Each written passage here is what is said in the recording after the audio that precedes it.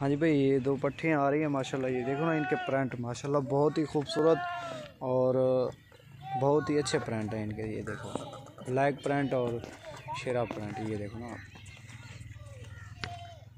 ये इकट्ठे पलो तो ये दो हैं फीमेल तो, और 3 और हैं। ये देखो माशाल्लाह इनकी जितना तारीफ़ की जाए ना कम है बहुत ही। तो ये तो आपके सामने ये आपको नज़र आ रही है कि कितना खूबसूरत प्रिंट है इन दोनों के।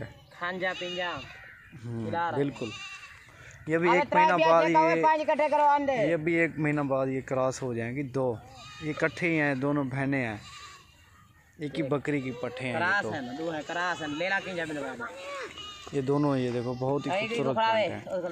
ये देखो ये तीन अलग हैं। इकट्ठे खड़ो है, इकट्ठे खड़ो। ये 3 और हैं।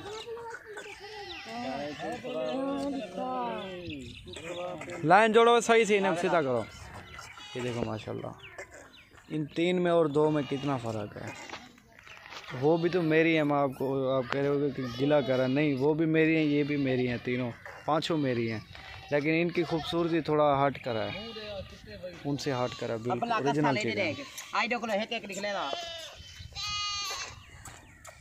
अबलग पट्टे बिल्कुल।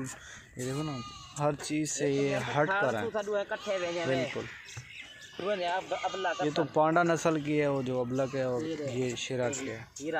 ये देखो ये चीनी है।